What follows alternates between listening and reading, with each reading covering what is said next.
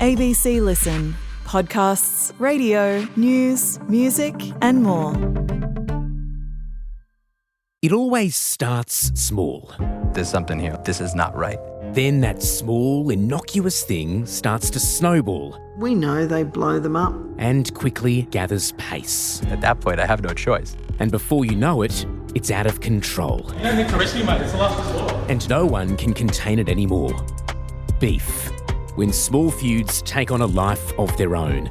A new series by Background Briefing, available now on the ABC Listen app.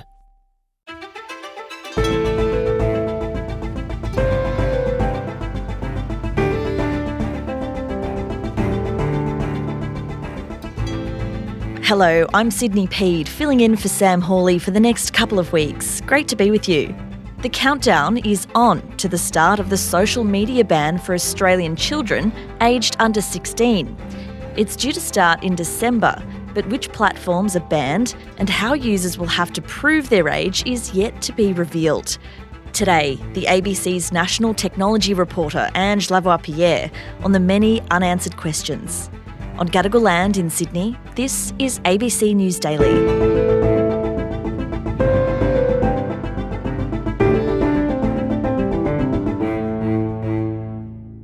And you've been tracking this plan to ban kids under 16 from social media ever since the government announced this world-leading law last year. So just remind me, where is that ban up to? Because it's not in place yet. Oh my goodness, I feel like I've been looking at and thinking about this ban for such a long time.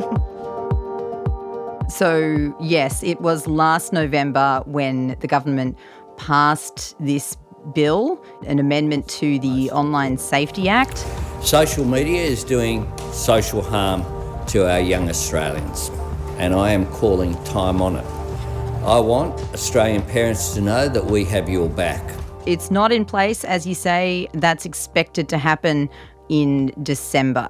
At that point, there will be a minimum age for access to major social media platforms. The minimum age is 16. So anyone younger than 16 will theoretically not be allowed to use those platforms. And it's a pretty serious consequence for those companies. Fines of up to $50 million if they fail to take reasonable steps to keep them off. So yes, the reason that we are here in the first place is because there's just this mounting community concern. You could even sort of say panic, really, particularly from parents who felt like they were worried about their kids online and, the harms that they're being exposed to there, whether that's, cyberbullying, predatory behaviour from adults, exploitative behaviour, whether they're being exposed to things they shouldn't be exposed to, violent content, sexually explicit content, and what the net effect of that is for a young person. Okay, so the government is bringing in this ban. They've given themselves a 12-month buffer to figure out what they're going to do, but there's still so many questions around how they're actually planning to age-proof social media. So how are they trying to figure it out? What are they doing? So a big part of this puzzle is something called the Age Assurance Technology Trial, which has been going on for, 8 months now, but about 3-4 months of that included field trials. So what they were doing is taking all these different systems, technologies, tools that check people's ages, 53 companies altogether, and they, were testing out the tech, not to work out which would be the tool, the specific tool that, was the one that was used ultimately. It was really more of a temperature taking almost of where this technology is up to. Is the tech fit for purpose in general? So more than 1,000 high school students have been trying out these tools in a trial that's been run by a consultancy firm called KJR. They've also been testing out the technology on adults, but the really crucial testing was done in classrooms on those young people.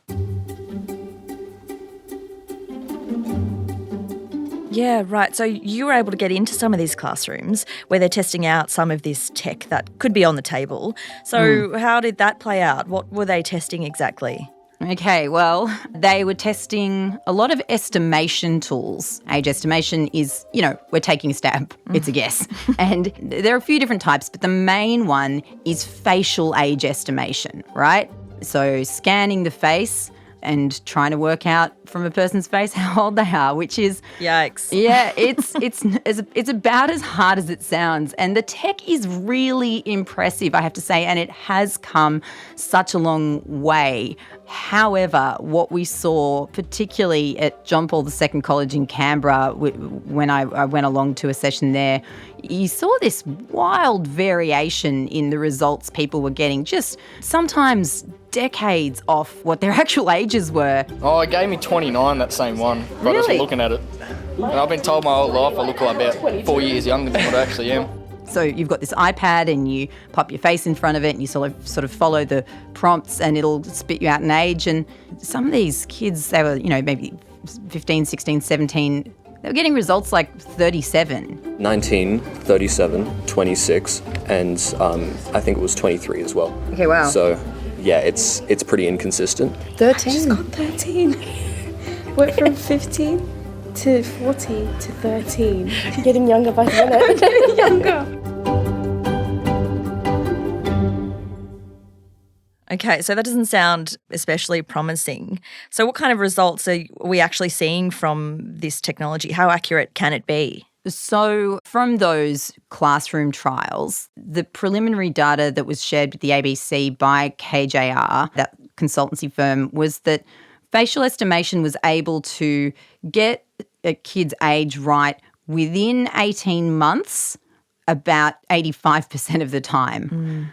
That's pretty impressive technology. 18 months is a pretty big margin when you're talking about 16-year-olds. And, it's only 85% of the time. This is hundreds of thousands, if not more than, a million people who are kind of in that margin of error there, looking at the Australian population. Yeah, okay. So obviously that facial age estimation technique doesn't seem perfect, but what other tech is being trialled? Is there anything else in the toolkit there? There's a really interesting tool that looks at how your hand movements work. I didn't know this until I started reporting on this story, but there are ligaments in your hand that they age in a really specific and linear way. So you can tell a lot about a person's age based on how their hands move.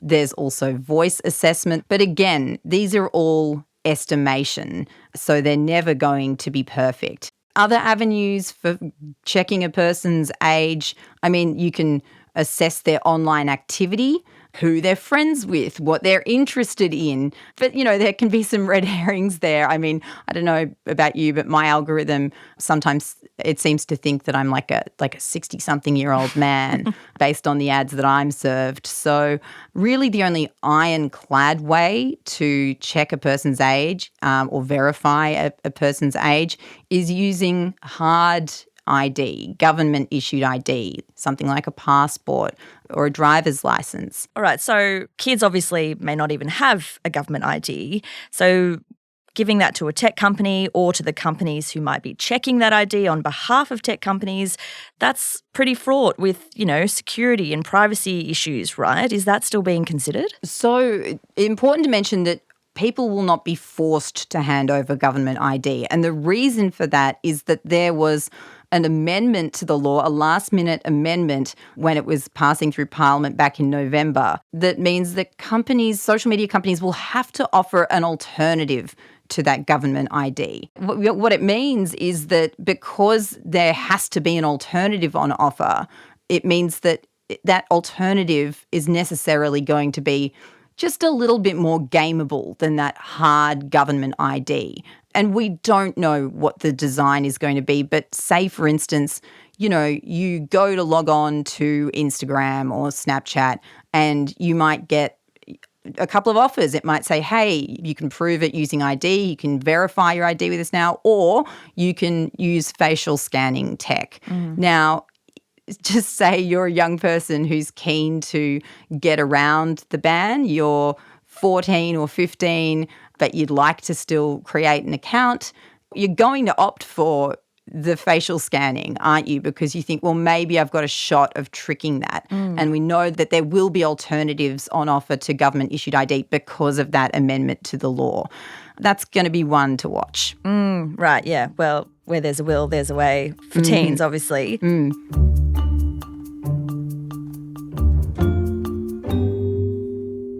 The other big issue that the government's still trying to figure out is exactly which platforms are going to be included in this ban. And YouTube was exempt from it initially, but now it could be on the chopping block for under 16s as well. Just explain that for me. Yeah, so the law is really broad in the types of platforms it captures. And then within that, you've got carve-outs. So you can have a carve-out if you're, primarily for educational purposes, for example. Now, we did see draft rules at the beginning of this year. And the interesting thing about the draft rules was that there was a carve-out for YouTube by name. The explanatory note for that was, well, we're hearing from teachers and parents and children that YouTube's a really valuable educational resource. Now, no doubt it is. The objection raised by a lot of YouTube's competitors, in fact, pretty much all of them, they kind of formed this rare united front and made these submissions to the government and contacted the media, including me, saying, this is deeply unfair. And a lot of experts really agreed with them on that, and policy folk agreed with them on that, saying, well, YouTube has a lot of the same features that apparently really worry us about their competitors. So you get to the end of a video and the next one will just play. Also, you've got algorithmically driven recommendation systems. And you have a lot of content on YouTube that is not fit for children. Now, what we saw recently was that the eSafety Commissioner, Julian Grant, she came back to the government saying really unambiguously that YouTube should not be exempted. She made that point more fully at National Press Club. This wasn't just about YouTube. Our recommendation was that no specific platform be exempted because, as I said, the relative risks and harms can change at any given moment. She presented some research the Office of the eSafety Commissioner had done. They'd surveyed more than 2,600 kids between the ages of 10 and 15, and they found that YouTube was the most frequently cited platform in their research, finding out, where kids experience harm online. Alarmingly, around 7 in 10 kids said they had encountered harmful content, including misogynistic or hateful material, dangerous online challenges, violent fight videos, and content promoting disordered eating. So YouTube is obviously going to push back against this. It's claiming it's not a social media site. It's primarily a video streaming platform. But I guess we'll need to wait and see what the minister decides when she hashes out all the rules in the coming months as to who will be in and who will be out. But let's just take a step back because we're already in July, Ange, and the ban's supposed to be in place by December. That's less than 6 months away. I suppose the big tech companies are pretty keen to know what's going on too, because they're the ones who are going to be punished under these laws, as you say, not parents. So what are the tech firms saying? Yeah, to say they're keen to know what the plan is the understatement of the century, I think. There does seem to be a degree of acceptance. You've seen a slew of announcements from those social media companies since the bill was passed into law, outlining all the different ways that they're trying to make their platforms safer for kids and build in more parental controls, build in more safety features. You can imagine, although I can't read minds, that they're hoping that will mitigate the situation for them and perhaps help convince the government that they're able to cooperate and that the stick needn't be wielded so readily, because $50 million fines per breach, that can really add up. Okay. Well, the government is obviously very committed to this ban. There's a lot of public support for it, especially from worried parents. But what should parents realistically expect from these laws? Can the legislation really save kids from all the harmful material and the potential abuse and the online bullying? How realistic is this at this point? Everyone's saying this isn't going to be perfect. So, yeah, I think it would be wise for parents to manage their expectations. We got some hints from Julian Grant at the National Press Club when she said something interesting. She said that we may still be building this plane a little as we're flying it. Interesting metaphor, because that's not really what you want for a plane. Luckily, this isn't a plane, but it does give us a sense that it may be a work in progress as it gets up and running. We are still in the dark to a large extent about what this ban's going to look like, and we're less than 6 months out. We'll know more in the next few months once the minister makes decisions and once social media platforms start telling us how it's going to look in the wild. Ange Lavoipierre is the ABC's national technology reporter. This episode was produced by Cara Jensen-McKinnon. Audio production by Sam Dunn. Our supervising producer is David Cody. I'm Sydney Peed. ABC News Daily will be back again tomorrow. Thanks for listening.